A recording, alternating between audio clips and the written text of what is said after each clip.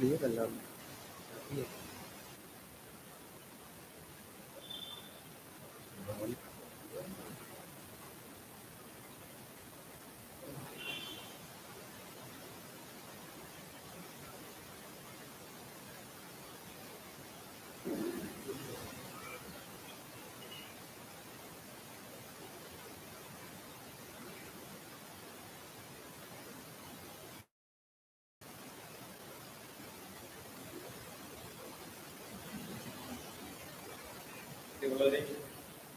നമ്മുടെ ഈ വർഷത്തെ അധ്യയന വർഷത്തെ ബന്ധുമാന കമ്മീഷന്റെ പ്രവേശനോത്സവം ആരംഭിക്കുകയാണ്.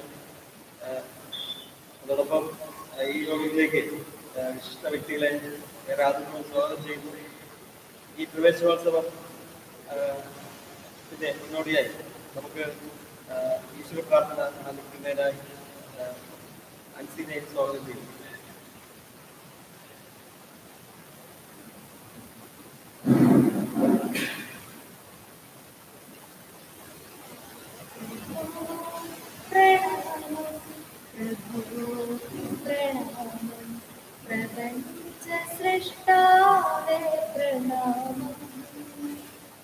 प्रभो प्रणामं प्रभो प्रणामं प्रपंच सृष्टावे प्रणामं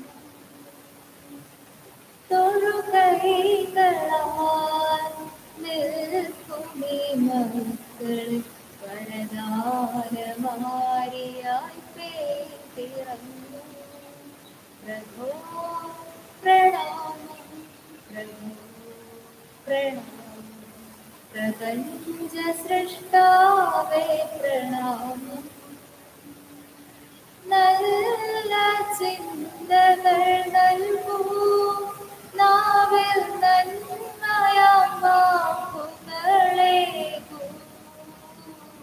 നറുചന്ദന തിരികളാക്കൂ, നല്ല ചിന്തകൾ നൽകൂ, നാവിൽ നന്മയാം വാക്കുകളേകൂ. നറുചന്ദന തിരികളാക്കൂ.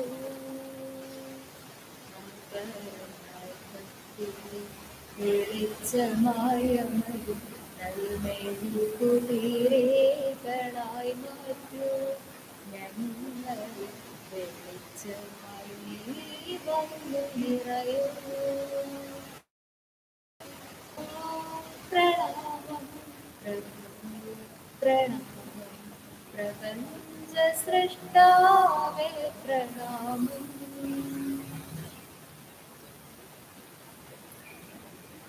സ്വാഗതം ഷൈൻ കുമാർ.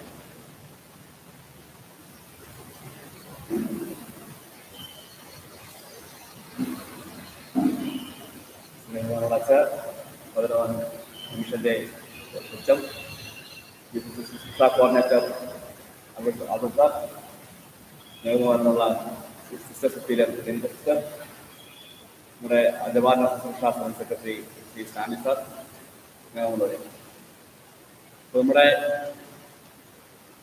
COVID-19 എന്ന മഹാമാരി ഈ ലോകത്തെ മൊത്തം ഉറപ്പിച്ച് ആളുകളെ ആരെയും പുറത്തിറങ്ങാൻ ഇടവരുത്താതെ വേറെ താണ്ഡവമാടുന്ന ഈ സമയത്ത് നമ്മുടെ വചനബോധന കമ്മീഷന്റെ നേതൃത്വത്തിൽ നമ്മുടെ വിദ്യാർത്ഥികൾ വചനബോധനം എത്തിക്കുക എന്നുള്ള ധീരമായ ഒരു ദൗത്യം യാജ്ഞികര രൂപത ഏറ്റെടുത്തതിന്റെ ഭാഗമായി നമ്മുടെ ആനപ്പാറ ഇടവകയിലും ഇന്ന് തുടക്കം കുറിക്കുകയാണ്. ഇതിന് അധ്യക്ഷത വഹിക്കുന്ന നമ്മുടെ വചനബോധന കമ്മീഷന്റെ എച്ച്.എം ശ്രീ ജിനു സാറിന്, നമ്മുടെ ഡയറക്ടറായ ഈ വചനബോധന കമ്മീഷന്റെ ഡയറക്ടറും ഇടവികാരിയുമായ ജോയ്സാമ്പത്തിന് പ്രത്യേകമായ നന്ദി അർപ്പിക്കുന്നു. ഇവിടെ എൻ്റെ ദൗത്യം ഇന്ന് ഈ ഉദ്ഘാടന ചടങ്ങിൽ പങ്കെടുത്തിരിക്കുന്ന എല്ലാവർക്കും സ്വാഗതം പറയുക എന്നതാണ്.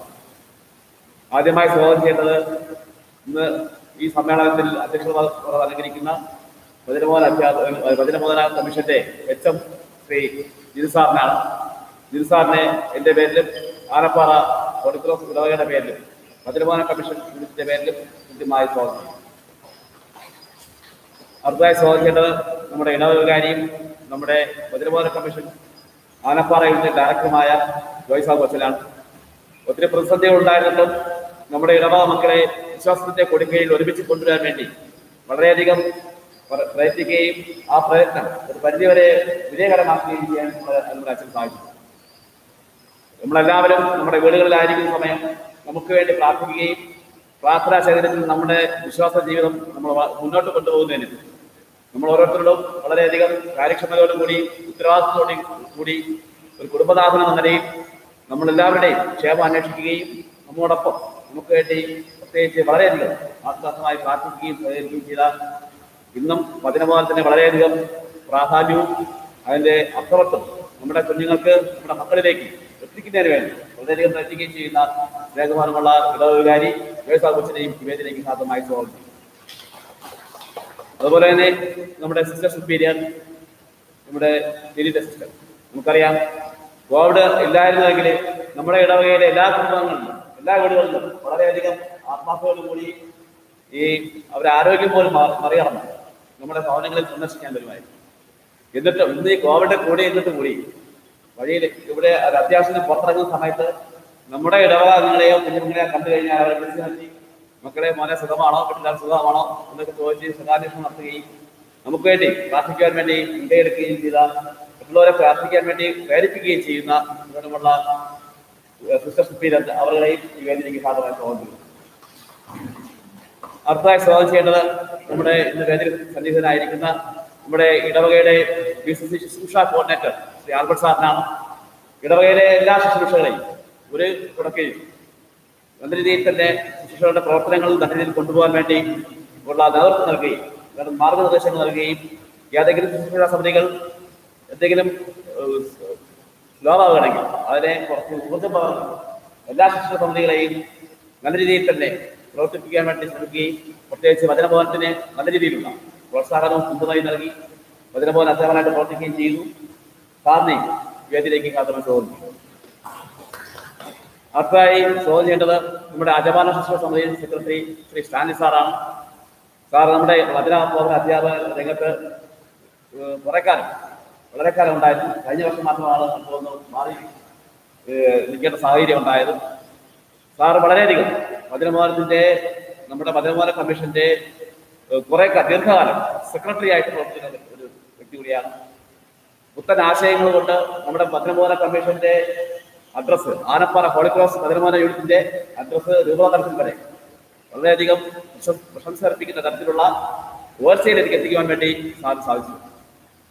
അജപാന ശുശ്രൂഷ രംഗത്ത് ഈ പ്രവർത്തിച്ചുകൊണ്ടിരിക്കുമ്പോൾ തന്നെ നല്ല രീതിയിൽ ഇടവകയിലെ എല്ലാ BCCകളിലുമുള്ള അജപാലന ശുശ്രൂഷ പ്രതിനിധികളെല്ലാം ഒരുമിപ്പിച്ചുകൊണ്ട് ഇടവകയുടെ അജപാലന പ്രവർത്തന രംഗത്ത്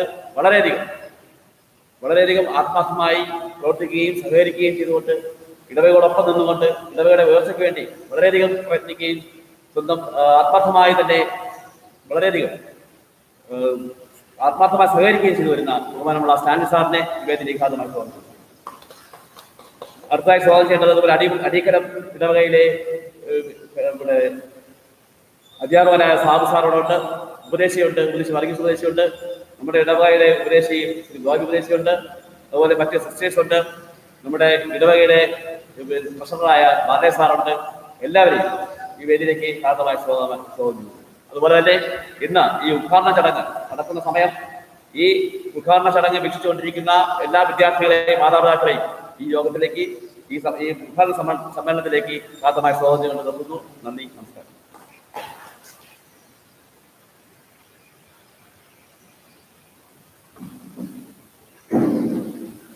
ഏറ്റവും സ്നേഹം വേദിയിലിരിക്കുന്ന ഈ യോഗത്തിന്റെ ഉദ്ഘാടകൻ ബഹുമാനമുള്ള ജോയ്സാബ് കൊച്ച, അതോടൊപ്പം ഈ യോഗത്തിന് ആശംസകൾ സംസാരിക്കുന്ന സിസ്റ്റർ ബഹുമാന ആൽഫ്രഡ് സാർ, സ്നേഹം നിറഞ്ഞ സ്റ്റാൻലി സാർ, അതോടൊപ്പം ഇവിടെ സന്നിഹിതരായിരിക്കുന്ന നമ്മുടെ ഷൈൻകുമാർ സാർ, അതോടൊപ്പം അടീകലം ഇടവകയിലെ വചനബോധന ഹെച്ചം സാം സാർ, അതോടൊപ്പം ഇവിടെ കടന്നുകൊണ്ടിരിക്കുന്ന ബഹുമാനമുള്ള സിസ്റ്റേഴ്സ്, അധ്യാപകരെ, പ്രിയ കൂട്ടുകാരെ, മാതാപിതാക്കന്മാരെ, നമുക്കറിയാം ഈ ഒരു കാലഘട്ടത്തിൽ നമ്മുടെ വചനബോധന കമ്മീഷന്റെ പ്രവർത്തനം വളരെ നല്ല രീതിയിൽ കൊണ്ടുപോകുന്നതിനായി നമ്മെ സഹായിക്കുന്ന സർവേശ്വരനെ നമുക്ക് ആദ്യമേ നന്ദി അർപ്പിക്കാം. അതോടൊപ്പം ദൈവത്തിനെ നമ്മുടെ ഈ കൂട്ടായ്മയിലേക്ക് സ്വാഗതം ചെയ്യുകയും ചെയ്യാം. നമുക്കറിയാം ഈ കോവിഡ് കാലഘട്ടത്തിൽ നമ്മുടെ വിശ്വാസം ഏത് തലത്തിലേക്ക് എത്രത്തോളം വളരണം എന്നതിന്റെ ആവശ്യകത ഇന്നിന്റെ കാലഘട്ടത്തിൽ നമ്മൾ ചിന്തിക്കേണ്ടതാണ്. ഈ ഒരു സാഹചര്യത്തിൽ നൂതനമായ സാങ്കേതിക വിദ്യകൾ ഉപയോഗിച്ച് രൂപതയിൽ നിന്നും അതോടൊപ്പം നമ്മൾ ഇടവക തലത്തിലും വളരെയധികം നല്ല രീതിയിൽ സോഷ്യൽ മീഡിയ വഴി നമ്മൾ വിദ്യാർത്ഥികളിൽ ഈ ഒരു വചനബോധനത്തിന്റെ ക്ലാസുകൾ എത്തിക്കാനായിട്ട് ശ്രമിക്കുകയാണ്. അതിനോടൊപ്പം സഹകരിക്കുന്ന എല്ലാ വചനബോധന അധ്യാപകർക്കും അതോടൊപ്പം എല്ലാ വിദ്യാർത്ഥികൾക്കും എല്ലാ മാതാപിതാക്കൾക്കും ഈ അവസരം ഞാൻ നന്ദി അറിയിക്കുകയാണ്. നമുക്കറിയാം 1ാം ക്ലാസ് മുതൽ നഴ്സറി മുതൽ പേരൻസ് ക്ലാസ് വരെ ഏകദേശം 250-ലധികം വിദ്യാർത്ഥികൾ നമ്മുടെ ഈ വചനബോധന കമ്മീഷനിലുണ്ട്. അതോടൊപ്പം 30ഓളം അധ്യാപകർ അവരുടെ വളരെയധികം നല്ല സേവന മനോഭാവം തന്നെയാണ് ഈ ഒരു വചനബോധന കമ്മീഷന്റെ ഈ പ്രവർത്തനങ്ങൾ നല്ല രീതിയിൽ കൊണ്ടുപോകുവാനായിട്ട് നമ്മെ സഹായിക്കുന്നു. അപ്പോൾ ഈ ഒരു പ്രവർത്തനങ്ങൾ വഴി നമ്മുടെ ഈ ഒരു കാലഘട്ടത്തിൽ ആ ഒരു വിശ്വാസം നിങ്ങളിൽ എത്തിക്കുവാൻ ഞങ്ങൾ ശ്രമിക്കുന്നു. നിങ്ങളോട് കൂടെ ആയിരുന്നുകൊണ്ട് ഈ ഒരു വിശ്വാസം ബോധന പഠനം വളരെയധികം സുഗമമാക്കി അത് ജീവിതത്തിൽ ഉൾക്കൊണ്ടുകൊണ്ട് അത് 30, 60, 100 മേനി ഫലം പുറപ്പെടുവിച്ച് നമ്മുടെ ജീവിതത്തെ സ്വാധീനിക്കും വിധം അത് ഉപകാരപ്രദമാകട്ടെ എന്ന് ആശംസിക്കുന്നു. എല്ലാവിധ പ്രാർത്ഥനകളും നേരുകയും ചെയ്യുന്നു. അതോടൊപ്പം ഈ യോഗം ഉദ്ഘാടനം ചെയ്യുന്നതിനായി ഏറെ ബഹുമാനമുള്ള നമ്മുടെ രൂപതയിലെ അജമാന ശുശ്രൂഷ ഡയറക്ടറും അതോടൊപ്പം നമ്മുടെ ഇടവക വചനബോധന കമ്മീഷൻ ഡയറക്ടറുമായ ജോയ് സാബോച്ചിനെ ഏറെ ആദരപൂർവ്വം സ്വാഗതം ചെയ്തു.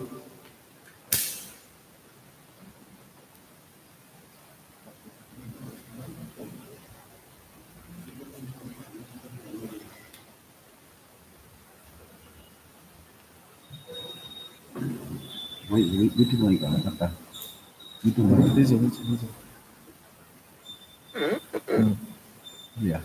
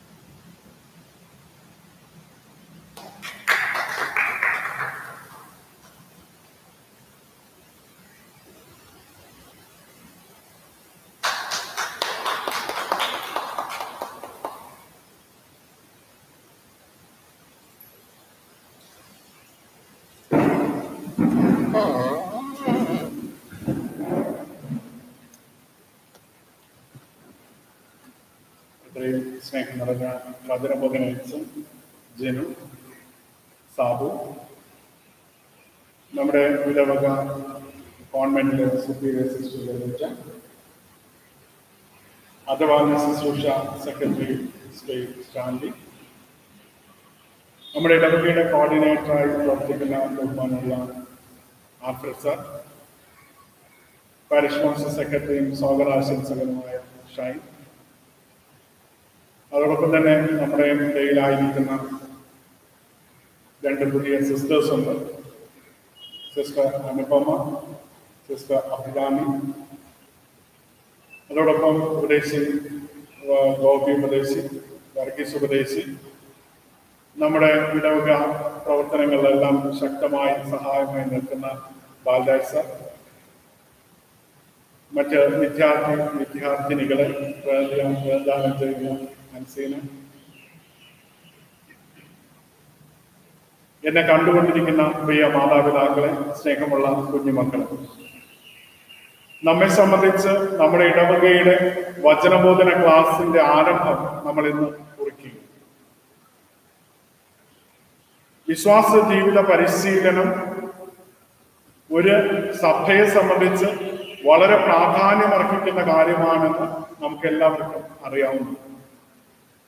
വളരെ പ്രത്യേകിച്ച് ജോൺ പോൾ രണ്ടാമൻ പാപ്പ പറയുക, വിശുദ്ധ ജോൺ പോൾ രണ്ടാമൻ പാപ്പ പറയുക, ഒരുവന്റെ ജനനം മുതൽ അവന്റെ മരണം വരെ അവൻ വിശ്വാസ ജീവിത പരിശീലനത്തിൽ പങ്കെടുക്കേണ്ടവനാണ് എന്ന്.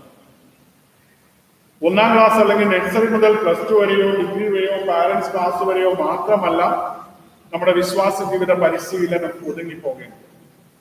നമ്മുടെ വിശ്വാസ ജീവിത പരിശീലനം എന്ന് പറയുന്നത് അത് എല്ലാ വിദ്യാർത്ഥിനികളും ഉൾപ്പെടുന്ന ഒന്നാണ് എന്ന്. അത് കുഞ്ഞ് ജനിക്കുന്നത് മുതൽ മരണത്തിന്റെ അല്ലെങ്കിൽ മരിക്കുന്നത് വരെ നമ്മൾ ഓരോ പ്രാവശ്യവും നമ്മുടെ വിശ്വാസത്തെക്കുറിച്ചും സഭയെക്കുറിച്ചും പഠനങ്ങളെക്കുറിച്ചും പഠിക്കുകയും മനസ്സിലാക്കുകയും ചെയ്തുകൊണ്ട് മുന്നോട്ട് പോകണം എന്നത്. ഇന്നത്തെ കാലഘട്ടത്തിന്റെ പ്രത്യേകത നമുക്കറിയാം. കോവിഡ് എന്ന ഒരു രോഗാവസ്ഥ മനുഷ്യകുലത്തെ മുഴുവൻ പിടിച്ചുലച്ച ഒരു സാഹചര്യത്തിലാണ് നമ്മൾ പറയുന്നത്. കഴിഞ്ഞ വർഷം നമ്മൾ ഇതുപോലെ ലോക്ക്ഡൌണിന്റെ സാഹചര്യത്തിലൂടെ പോയി. അപ്പോൾ നമുക്കൊരു പ്രതീക്ഷയുണ്ടായിരുന്നു, അടുത്ത വർഷം നമ്മുടെ എല്ലാ പ്രവർത്തനങ്ങളും ഭംഗിയാകും, പള്ളികൾ തുറക്കും, ആരാധനയുണ്ടാകും, തിരുനാളുകൾ ഉണ്ടാകും, വചനബോധന വാർഷികങ്ങളും സമ്മേളനങ്ങളും പ്രോഗ്രാമുകളും മത്സരങ്ങളും ഒക്കെ ഉണ്ടാകുമെന്ന് നമ്മുടെ കുഞ്ഞുമക്കളും മുതിർന്നവരും മാതാപിതാക്കളും പാരിഷ് കൗൺസിൽ അംഗങ്ങളും ഇടവക സമൂലം ആഗ്രഹിച്ചു. പക്ഷെ ദൈവിക പദ്ധതി വളരെ വ്യത്യസ്തമാണ്. ഈ വർഷം വീണ്ടും ആ പ്രതിസന്ധി നമ്മുടെ ഇടയിലുണ്ട്. അത് കഴിഞ്ഞ വർഷത്തെക്കാൾ തീവ്രമായി ഈ വർഷമുണ്ട് എന്നതാണ് യാഥാർത്ഥ്യം. കഴിഞ്ഞ വർഷം നമ്മുടെ ഇടവകയെ സംബന്ധിച്ച് വളരെ ചുരുങ്ങിയ കുറച്ചു പേരിൽ മാത്രമായി ഈ രോഗം വന്നു മാറിപ്പോയി. പക്ഷെ ഈ വർഷമാകട്ടെ നമ്മുടെ പല കുടുംബങ്ങളെയും സകുടുംബം ഈ രോഗം ബാധിച്ചു വന്നു. അത് വലിയൊരു പ്രതിസന്ധി തന്നെയാണ്. ഇന്നും നമ്മുടെ ഇടവകയിലെ ചില കുടുംബങ്ങളിലെ ഈ രോഗത്തിന്റെ അസ്വസ്ഥതകളുണ്ട്, അതിന്റെ ബുദ്ധിമുട്ടുകളുണ്ട്. രോഗം മാറിയിട്ടും വലിയ ബുദ്ധിമുട്ടുകളോടുകൂടെ നടക്കുന്ന വ്യക്തികൾ നമ്മുടെ ഇടയിലുണ്ട്. അപ്പൊ ഈ ഒരു സാഹചര്യങ്ങളിലൊക്കെ നമ്മെ പരിപാലിച്ചതും ശക്തിപ്പെടുത്തിയതും നമ്മെ ബലപ്പെടുത്തിയതും മറ്റാരുമല്ല, നമ്മുടെ കർത്താവാണ് എന്ന വലിയ ബോധ്യമുള്ള ഒരു ഇടവകയാണ് ആനപ്പാറ ഹോളി ക്രോസ് എന്നത്. നമ്മുടെ പ്രാർത്ഥന കൊണ്ടും നമ്മുടെ ആ പരിശുദ്ധ അമ്മയുടെയും യേശുനാഥന്റെയും സാന്നിധ്യം കൊണ്ടും നമ്മുടെ ഇടവകയെ ദൈവം വളരെ ശക്തമായി പരിപാലിച്ചു, പരിരക്ഷിച്ചു എന്നത് നമുക്ക് വലിയ സന്തോഷത്തോടെ പറയാവുന്ന ഒരു കാര്യമാണ്. ഇനിയും മുന്നോട്ട് എങ്ങനെ ആകണം, എന്താകും എന്നൊന്നും നമുക്കറിയില്ല. പക്ഷെ ദൈവത്തിന് എല്ലാത്തിനെ കുറിച്ചും ഒരു വീക്ഷണവും ഒരു പദ്ധതിയും. നമുക്ക് ചെയ്യാൻ പറ്റുന്നത് നമ്മുടെ മക്കളെ, നമ്മുടെ കുടുംബങ്ങളെ, നമ്മുടെ മാതാപിതാക്കളെ, നമ്മുടെ എല്ലാ പദ്ധതികളും ആലോചനകളും കർത്താവിന്റെ പാദത്തിൽ സമർപ്പിക്കുക എന്നതാണ്. ദൈവമേ, അങ്ങയുടെ ഹിതം പോലെ ഞങ്ങളുടെ ജീവിതത്തെ നയിക്കണമേ എന്ന് പ്രാർത്ഥിക്കുക എന്നതാണ്. ഇപ്പൊ വചനബോധനത്തെ സംബന്ധിച്ച് മക്കൾ വീട്ടിലായിരിക്കുമ്പോൾ ഇന്നത്തെ സാഹചര്യത്തിൽ ഓൺലൈൻ ക്ലാസ്സുകളിലൂടെയാണ് അവർ ഓരോരുത്തരും പഠിച്ചുകൊണ്ടിരിക്കുന്നത്.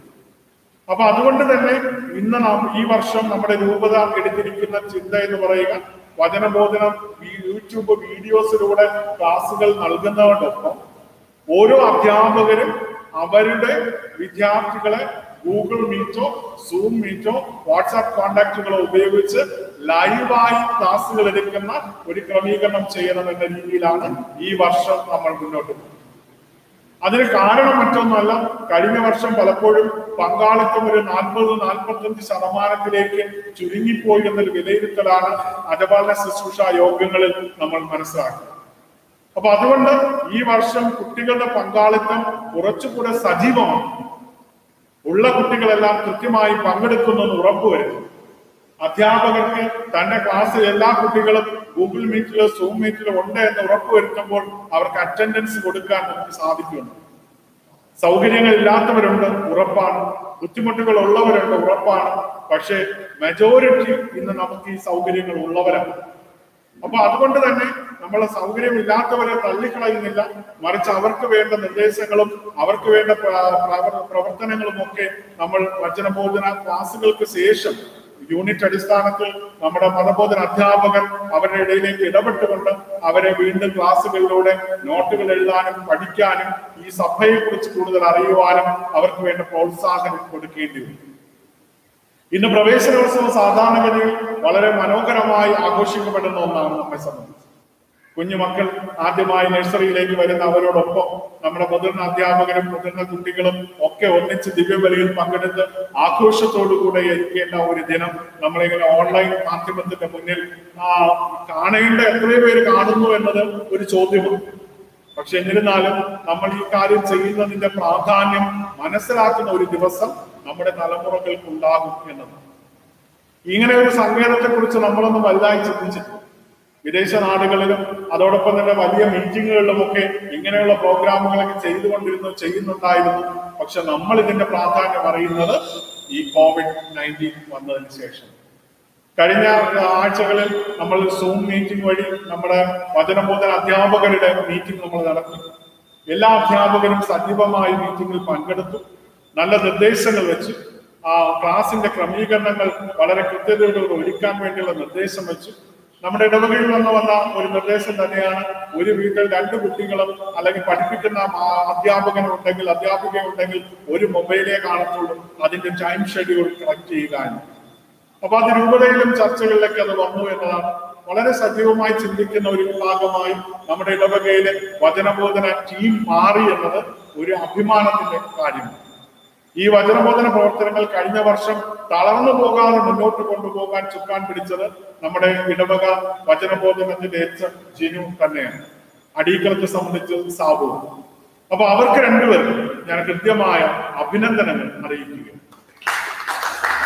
ഇത് ഈ വർഷം അതോടൊപ്പം സജീവമാകാൻ ഈ അധ്യാപകർ മാത്രം പോരാ, നമ്മുടെ ഇടവകയിലെ അജപാലന secretary, coordinator, parish council secretary, ഉപദേശി, സിസ്റ്റേഴ്സ് എല്ലാവരുടെയും സജീവമായ ഒരു പ്രവർത്തനം കൊണ്ട് മാത്രമേ ഈ വർഷം നമുക്ക് കുറച്ചുകൂടെ സജീവമായി കൊണ്ടുപോകാൻ സാധിക്കും. ഇനി വചനബോധനത്തെ കുറിച്ച് ചിന്തിക്കുമ്പോൾ ക്രിസ്തു കേന്ദ്രീകൃതമായ പഠനങ്ങൾ നടത്തുന്ന വേദിയാണ് വചനബോധനം എന്ന് പറയുന്നത്. ഇവിടെ ആരാണ് പഠിക്കുന്നത്, ആരാണ് പഠിപ്പിക്കുന്നത്, അല്ലെങ്കിൽ എന്താണ് പഠിപ്പിക്കുന്നത്, ആരാണ് പഠിപ്പിക്കുന്നത് എന്ന് ചിന്തിക്കുമ്പോൾ യേശുവിനെയാണ് നമ്മൾ പഠിക്കുന്നത്. കർത്താവിന്, അതായത് ദൈവത്തിന്റെ പുത്രനായ യേശുവിനെ കുറിച്ചുള്ള അവന്റെ രക്ഷാകര ചരിത്രത്തെയാണ് നമ്മൾ പഠിപ്പിക്കുന്നത്. അപ്പൊ ഇത് പഠിപ്പിക്കുന്നത് എന്തിനെന്ന് വെച്ചാൽ നമ്മുടെ രക്ഷാകര ചരിത്രം സാധ്യമാകുന്നത് നമ്മെ രക്ഷയിലേക്ക് നയിക്കുവാൻ ഭൂമിയിലേക്ക് ഇറങ്ങി വന്ന ദൈവപുത്രന്റെ ജീവിതവും അവന്റെ പീഡാസഹനവും അവന്റെ മരണവും അവന്റെ ഉത്ഥാനവും നമ്മൾ ഉൾക്കൊള്ളണം എന്നതാണ്. അതാണ് നമ്മുടെ വചനബോധനത്തിന്റെ സത്ത അല്ലെങ്കിൽ കേന്ദ്രം എന്നത്. ബാക്കിയുള്ളതൊക്കെ അതിനോടൊപ്പം ചേർക്കപ്പെടുന്ന കാര്യങ്ങൾ. ഇനി ആരാണ് വചനബോധനം നടത്തുന്നത്, അല്ലെ ആരാണ് പഠിപ്പിക്കുന്നത്? തീർച്ചയായും പഠിപ്പിക്കുന്നതും ക്രിസ്തു തന്നെയാണ്.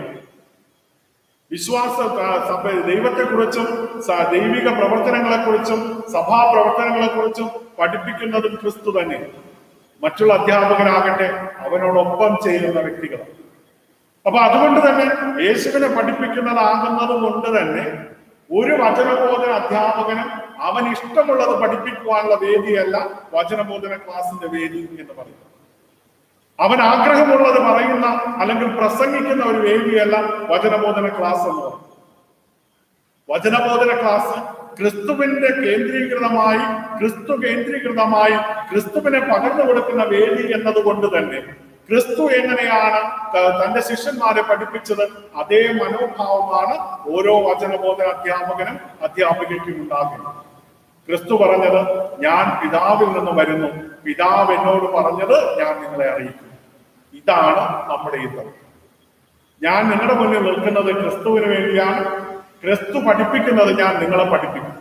നമുക്ക് രാഷ്ട്രീയ അല്ലെങ്കിൽ മത വിശ്വാസ കൂട്ടായ്മപരമായ ചിന്തകളും ബൗദ്ധികമായ ആലോചനകളും ഒക്കെ ഉണ്ടാകും. പക്ഷെ സഭ പഠിപ്പിക്കുന്നത് നമ്മുടെ മക്കൾക്ക് കൊടുക്കുക, ദൈവവചനം പറയുന്നത് മക്കളെ പഠിപ്പിക്കുക, സഭാ പ്രബോധനങ്ങൾ വായിച്ചറിയുക, അത് പകർന്നു കൊടുക്കുക. ഇതാണ് വചനബോധന അധ്യാപകരുടെ പ്രഥമവും പ്രധാനവുമായ ദൗത്യം. അപ്പോ വിശ്വാസവും പ്രവർത്തനവും ഒന്നിച്ചു. വിശ്വാസം ഒരു ഭാഗത്തും തോന്നിയതുപോലെ പ്രവർത്തിക്കുകയും ചെയ്യുക അല്ല നമ്മൾ ചെയ്യുന്നത്.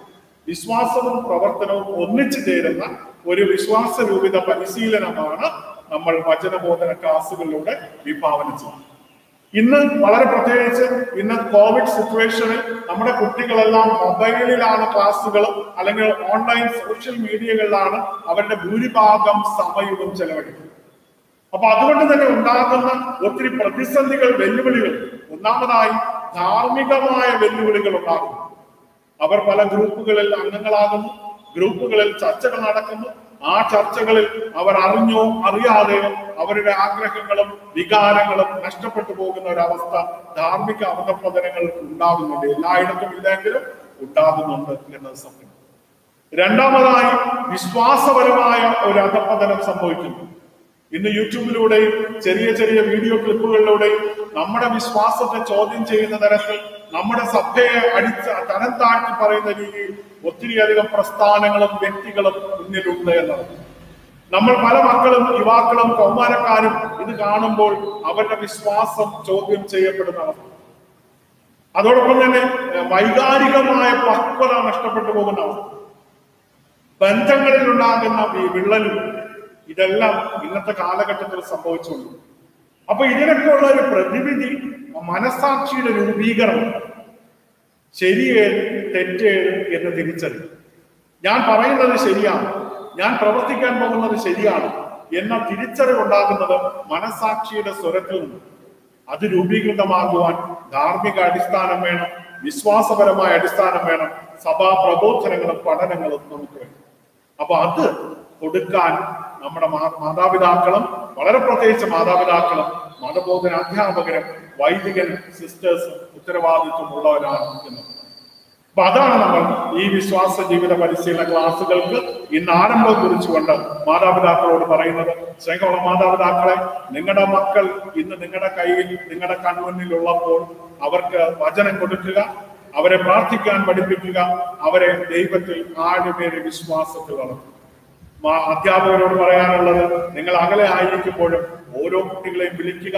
അവർ നോട്ട് എഴുതിയോന്നോ, അവർ ക്ലാസ്സിൽ അറ്റൻഡ് ചെയ്തില്ലെങ്കിൽ എന്തുകൊണ്ടെന്ന്, അവർ പഠിച്ചോ എന്ന് ചോദിക്കാൻ നമ്മൾ ഓരോരുത്തരും കുറച്ച് സമയം ഫോൺ കോളുകൾ ഉപയോഗിച്ചുകൊണ്ട് അവരുമായുള്ള നിരന്തര ബന്ധം സൂക്ഷിക്കും. ഈ അധ്യാപകൻ അപ്പനാണ്, ഈ അധ്യാപകൻ അമ്മയാണ്. ഈ ഒരു പക്വതയോടുകൂടെ പ്രവർത്തിക്കുവാൻ എല്ലാ അധ്യാപകർക്കും സാധിക്കട്ടെ. നമ്മുടെ വചനബോധന പ്രവർത്തനങ്ങൾ സജീവമായി ഈ വർഷം മുന്നോട്ട് കൊണ്ടുപോകാൻ ദൈവം നമ്മെ ഓരോരുത്തരെയും അനുഗ്രഹിക്കട്ടെ എന്ന് പ്രാർത്ഥിച്ചുകൊണ്ട് ഇത് ഉദ്ഘാടനം ചെയ്തതായി ഞാൻ പ്രഖ്യാപിക്കുന്നു. ദൈവം നിങ്ങൾ ഓരോരുത്തരെയും അനുഗ്രഹിക്കട്ടെ. യോഗത്തിന്റെ ആശംസകൾ സംസാരിക്കുന്നതിനായി സിസ്റ്റർ ബെനീറ്റയെ സ്വാഗതം ചെയ്യുന്നു.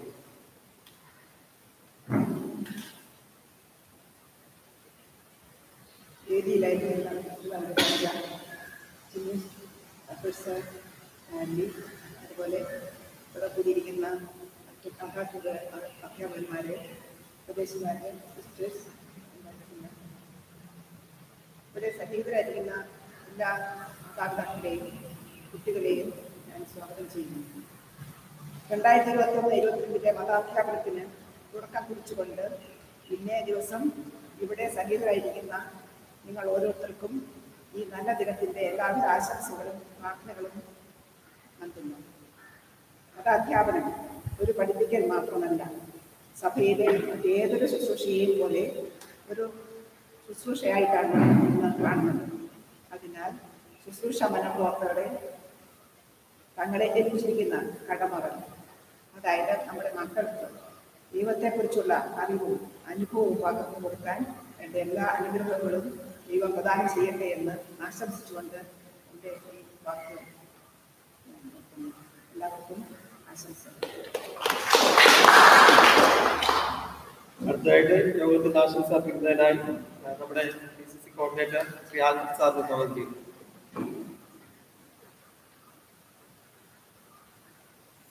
ബഹുമാനപ്പെട്ട വെച്ച ബഹുമാനപ്പെട്ട assistant editor Jinu sir, Stanley sir, സ്നേഹമുള്ള ഉപദേശന്മാരെ, മറ്റു സിസ്റ്റേഴ്സ്, ബാലാജ് സർ, ഡിക്കലമിടവയുടെ എച്ച് ശ്രീ സാബു, ഓൺലൈനായിട്ട് ഈ പ്രോഗ്രാം വീക്ഷിക്കുന്ന മാതാപിതാക്കളെ, പ്രിയപ്പെട്ട വിദ്യാർത്ഥികൾ, നമ്മളിന്ന് നമ്മുടെ ഈ കടന്നു വരുന്ന ഒരു വർഷത്തെ വചന ബോധന പരിപാടികൾ ഉദ്ഘാടനം ചെയ്യുന്ന ദിവസമാണ്. സ്നേഹമുള്ളവരെ, വചനത്തെക്കുറിച്ച് ചിന്തിക്കുകയാണെങ്കിൽ പണ്ട് കാലങ്ങളിൽ, ആദ്യകാലങ്ങളിൽ വചനം കൈമാറിയിരുന്നത് വാക്കുകളിലൂടെ, വായ്മൊഴിയായിട്ടാണ്. പിന്നെ ക്രമേണ അത് നമ്മൾ അച്ചടി യന്ത്രങ്ങളും അച്ചടി അക്ഷരങ്ങളും ഒക്കെ കണ്ടുപിടിച്ചതിന് ശേഷം അത് പുസ്തക രൂപത്തിലായി, വായിച്ച് മനസ്സിലാക്കുക എന്നുള്ള രൂപത്തിലായി. ഇന്ന് പുതിയൊരു വചന ബോധന രീതി കൂടെ നമ്മളിപ്പോൾ പരീക്ഷിക്കാൻ തുടങ്ങുകയാണ്. കഴിഞ്ഞൊരു വർഷമായിട്ട് നമ്മളത് നടത്തിക്കൊണ്ടിരിക്കുന്നതാണ്, ഓൺലൈൻ രീതിയിലൂടെ. അതിൻ്റെ പ്രവർത്തനങ്ങൾ തുടങ്ങുമ്പോൾ നമ്മുടെ ഇടവകയിലുള്ള എല്ലാ അധ്യാപകർക്കും വിദ്യാർത്ഥികൾക്കും എല്ലാവിധ ആശംസകളും ആദ്യമേ തന്നെ നേരുകയാണ്. സ്നേഹമുള്ളവരെ, സങ്കീർത്തകൻ പ്രകാരം പറയുന്നു, 119 സങ്കീർത്തനം 105 വാക്യത്തിൽ പ്രകാരം പറയുന്നു, കർത്താവേ, അങ്ങയുടെ വചനം എൻ്റെ പാദത്തിന് വിളക്കും എൻ്റെ വഴികളിൽ പ്രകാശവും. പ്രിയപ്പെട്ടവരെ, നമ്മൾ വചനം മറ്റുള്ളവരിലേക്ക് കൈമാറുകയും അത് പ്രാവർത്തികമാക്കാൻ വേണ്ടി പഠിപ്പിക്കുകയും ഒക്കെ ചെയ്യുന്ന ഈ വേദിയിൽ എനിക്ക് തോന്നുന്നത് ദാവീദ് പ്രകാരം പ്രാർത്ഥിച്ചതുപോലെ നമ്മൾ എല്ലാവരും പ്രാർത്ഥിക്കണം. ദൈവമേ, അങ്ങയുടെ വചനം എൻ്റെ പാദത്തിൽ വിളക്കും എൻ്റെ പാതയിൽ പ്രകാശവുമാകട്ടെ എന്ന്. അങ്ങനെ വചനം പരിശീലിക്കുന്ന ഏതൊരു വ്യക്തിയും, ഏതൊരു അധ്യാപകനും, ഏതൊരു വിദ്യാർത്ഥിയും എനിക്ക് തോന്നുന്നത് ജീവിതത്തിൽ ഒരിക്കലും പരാജയപ്പെടേണ്ടി വരില്ല, ഒരിക്കലും തെറ്റായ മാർഗങ്ങളിലൂടെ ചലിക്കേണ്ടതായിട്ട് വരില്ല, ഒരിക്കലും അന്ധകാരത്തിൽ ചെന്ന് ചാടില്ല, ജീവിതത്തിലെ മറ്റ് വഴികളിലേക്ക് തെറ്റി ഒരിക്കലും പോകേണ്ടി വരില്ല. സ്നേഹമുള്ളവരെ, നമുക്ക് ഈ വരുന്ന ഒരു വർഷം വചനത്തെ മുറുകെ പിടിക്കാം. വചനം നമുക്ക് വരുന്ന ആ വിശ്വാസം നമ്മുടെ ജീവിതത്തിൽ പ്രാവർത്തികമാക്കാം. ഓരോ വിദ്യാർത്ഥിയും ഓരോ ദിവസവും വചനം വായിച്ച് ധ്യാനിച്ച് ജീവിക്കുകയാണെങ്കിൽ തീർച്ചയായിട്ടും നമ്മൾ ജീവിതത്തിൽ വിജയിക്കുക തന്നെ ചെയ്യും. വീട്ടിൽ ഏകാന്തമായിരിക്കുന്ന ഒരുപാട് നിമിഷങ്ങൾ നമുക്ക് ഇപ്പോൾ ഉണ്ട്. ആ നിമിഷങ്ങളിലെല്ലാം വചനത്തെയും കൂടെ കൂട്ടുപിടിച്ച് നമുക്ക് ജീവിക്കാനായിട്ട് ശ്രമിക്കാം. ഈ വരുന്ന നാളുകളിൽ നമ്മൾ നടത്തുന്ന എല്ലാ വചന ബോധന പ്രവർത്തനങ്ങളിലും നമുക്ക് വളരെ സന്തോഷത്തോടുകൂടെ ഊർജ്ജസ്വലരായിട്ട് തന്നെ പങ്കെടുക്കാം. ദൈവം നമുക്ക് അതിനുള്ള എല്ലാ കൃപയും നമുക്ക് തരട്ടെ. ഇപ്രകാരം നമ്മൾ ജീവിക്കുകയാണെങ്കിൽ തീർച്ചയായിട്ടും നമ്മൾ നമ്മുടെ ജീവിതത്തിൽ വിജയിക്കുക തന്നെ ചെയ്യും. പാറമേൽ വീട് പണിത ആ വിവേകമുള്ള ആ മനുഷ്യനെ പോലെ നമുക്ക് ഓരോരുത്തർക്കുമാകാം. അതിനുവേണ്ട കൃപ ദൈവം നമുക്ക് നൽകട്ടെ എന്ന് ആശംസിക്കുന്നു. അടുത്തതായി ആശംസ നൽകുന്നതിനായി അജപാല ശുശ്രൂഷ സെക്രട്ടറി ശ്രീ സ്റ്റാലിൻ സാറിനെ സ്വാഗതം ചെയ്യുന്നു.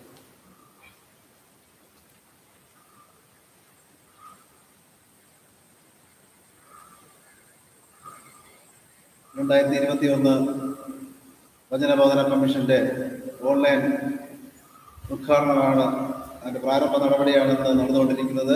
ഇതിന്റെ ഈ യോഗത്തിന്റെ അധ്യക്ഷനായിരിക്കുന്ന ബഹുമാനമുള്ള ജിൻസ, ബഹുമാനമുള്ള അച്ഛ, ബഹുമാനമുള്ള സിസ്റ്റർ, ബഹുമാനമുള്ള ആൽബർട്ട് സാർ, മറ്റ് സിസ്റ്റേഴ്സ്, ഉപദേശിമാരെ, അടിക്കലം അച്ഛൻ, ഇടവക സെക്രട്ടറി ശ്രീ ഷൈൻകുമാർ പാർലെ സാർ, ഈ ഓൺലൈൻ പ്രോഗ്രാം വീക്ഷിച്ചുകൊണ്ടിരിക്കുന്ന മാതാപിതാക്കളെ, കുട്ടികളെ, സുഹൃത്തുക്കളെ, പണ്ട് കാലങ്ങളിൽ നാം മനസ്സിലാക്കേണ്ടത് ഈ മൊബൈൽ ഗൾഫിലിരിക്കുന്ന ആൾക്കാരുമായിട്ട് സംസാരിക്കാൻ വേണ്ടി ഗൾഫിലിരിക്കുന്ന സുഹൃത്തുക്കൾ വീട്ടിലേക്ക് കൊണ്ടുവന്നിട്ടാലോ നമുക്ക് വാട്സപ്പ് വഴിയോ അല്ലെങ്കിൽ യൂട്യൂബ് വഴിയോ നേരിട്ട് കണ്ട് സംസാരിക്കുന്ന ഒരു സംരംഭമാണ് നമ്മുടെ ഈ ചുറ്റുപാടിൽ നാം കണ്ടുകൊണ്ടിരുന്നത്.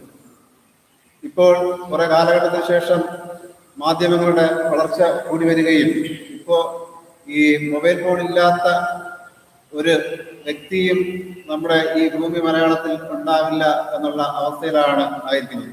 അതിന് ഇപ്പം ഈ ദൃശ്യ മാധ്യമ രംഗങ്ങളിൽ മൊബൈൽ ഫോണിന്റെ ഈ ആവശ്യകത എന്ന് പറയുന്നത് ഏറ്റവും കൂടുതലായിരിക്കുന്നത് ഈ കൊറോണയുമായിട്ട് ബന്ധപ്പെട്ടുള്ള ഈ സമയത്താണ്.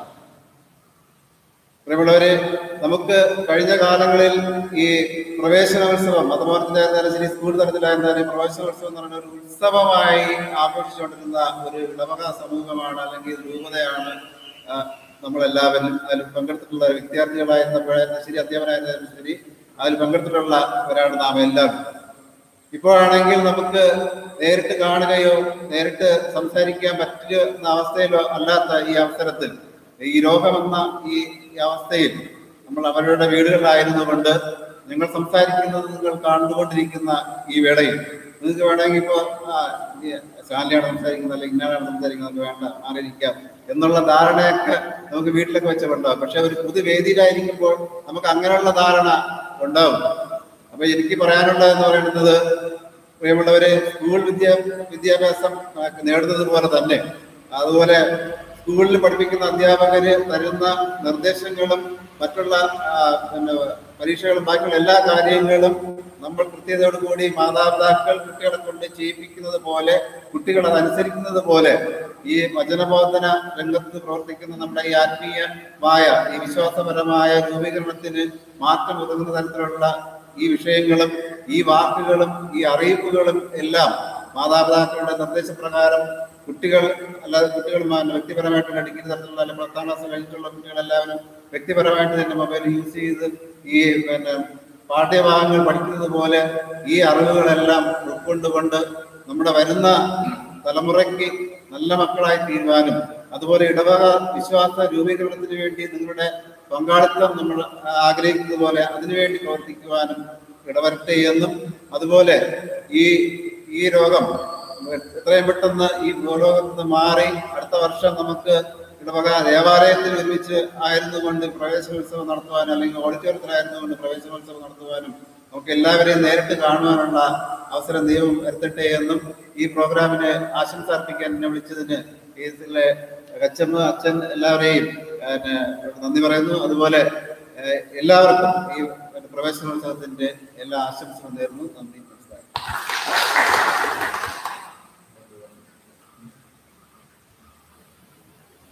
ഈ പ്രവേശനോത്സവം ഈ ഉദ്ഘാടന സമ്മേളനത്തിലേക്ക് ഇവിടെ കടന്നെത്തിയ വിശിഷ്ട വ്യക്തികൾക്ക് നന്ദി അർപ്പിക്കുകയാണ് അടുത്ത കർത്തവ്യം. അതിനായി നമ്മളെ അടീകലം ഇടവക വചനബോധന കമ്മീഷൻ HM ശ്രീ താമസാറിനെ സ്വാഗതം ചെയ്യുന്നു.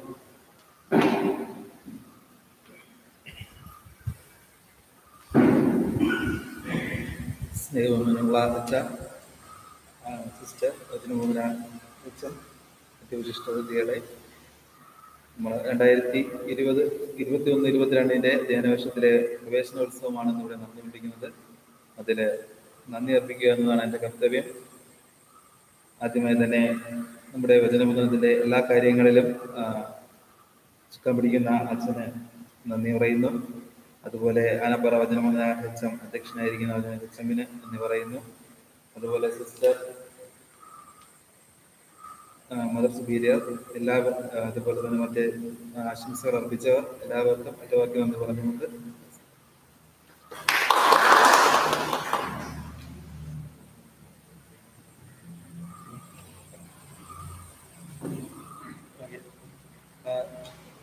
വിദ്യാർത്ഥികൾ അധ്യാപകരെ ശ്രദ്ധിക്കേണ്ട 1-2 കാര്യങ്ങൾ.